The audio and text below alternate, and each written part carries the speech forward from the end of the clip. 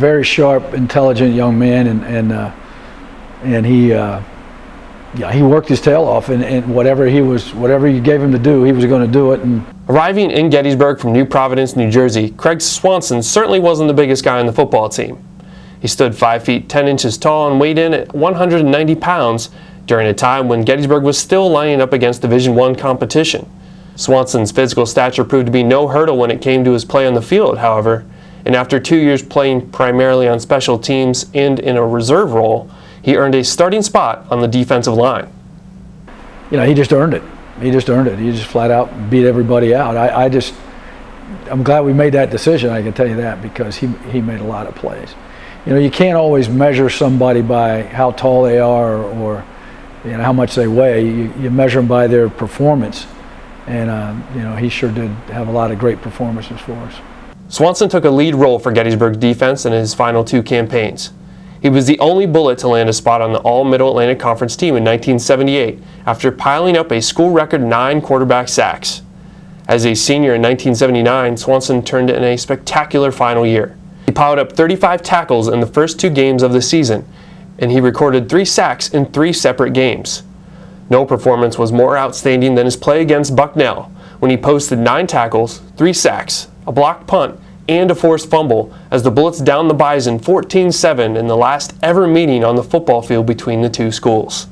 Again, he was tenacious, so he'd go after everything 100%.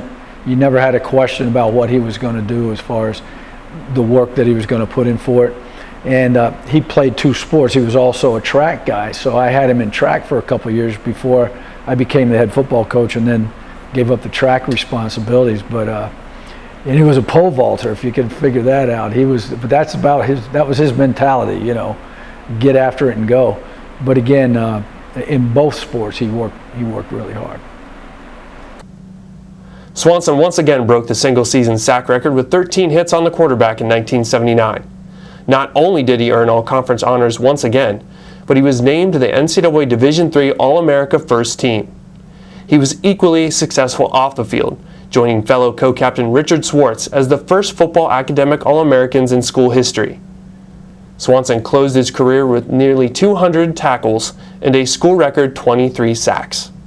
After graduating from Gettysburg with a degree in physics, Swanson embarked on a career as a software systems engineer. He has spent the last 20 years working for Software Applications International company. Craig Swanson deserves to be in the Hall of Honor because of all the things we've talked about earlier. He was an All-American in the classroom. He was an All-American on the field, and his statistics showed it. And he made play after play, which contributed to a lot of wins. And I don't think that anybody could argue that about his deserving of this honor.